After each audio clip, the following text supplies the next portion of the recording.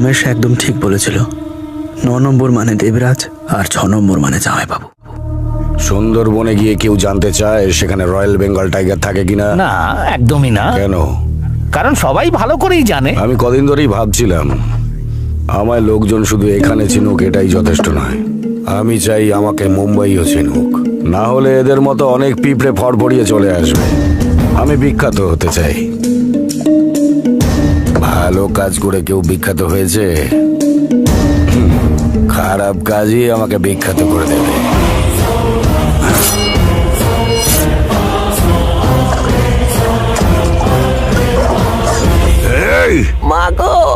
আমার বাড়িতে এসে আমারই প্রপার্টির পেপার নিতে চাস তুই? তোর বুকে এই ছুরিটা ঢুকিয়ে গ্রামের মাঝখানে ঝুলিয়ে রাখবো। আরে এত দূর আসার দরকার কি ছিল? দূর আমাকে বলে দিলে তো আমি পৌঁছে দিতাম না। আর বলুন কি খবর? সালা পিস পিস করে তোর মাংস শিয়াল কুকুরকে খাইয়ে দেবো, বুঝেছিস?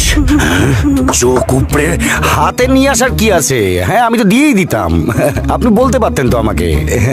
আচ্ছা কি নাম জানো ওনার? ওর নাম কি জানো? মোহন কুমার মিশ্র। মোহন কুমার মিশ্র। ছোট লোকটার খিদে এখনো মেটেনি তাই না?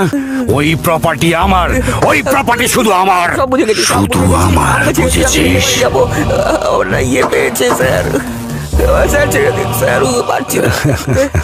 আরে দাদা আপনি এটার মধ্যে কেন ঢুকছেন? আপনি ভালো মানুষ, এত দূর থেকে এসেছেন আপনারা, খানিকক্ষণ থাকুন এখানে, খেয়ে যাবে। এর আসল রূপটা কি সেটা বুঝতে পারছি না ভগবান। এখনো বোঝা বাকি আছে না? এই, এখনো কারো সাহস হয়নি আমার বাড়িতে এইভাবে ঢোকে। তুই কি ভেবেছিলি? নমস্কার নমস্কার।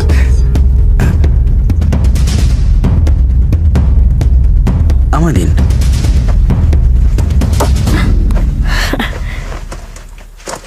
তুমি কোথা থেকে এসেছো? মুম্বাই থেকে। ও, স্যারের সঙ্গে জরুরি দরকার ছিল। আমিও যাবো। কিছু খেয়েছো? হোটেলে কিছু একটা খেয়ে নেব। হোটেল? আসলে আমরা 1 সপ্তাহ 10 দিন মতো এই গ্রামেই থাকবো তো। তুমি তো আমার ভাইয়ের মতন, যতদিন ইচ্ছে এখানে থাকো। চলো খেতে এসো। খেতেও দেবে? ভয় পাস না, দিদির সামনে ও কিচ্ছু করবে না। যতদিন আমরা এখানে আছি দিদি আমাদের সিকিউরিটি দেবে। গোপাল বলুন দাদা। একটা কাজ কর, মোহন ওর বউ আর ওর মেয়ে তিনটেকেই এখানে তুলে নিয়ে আয়। ঠিক আছে দাদা।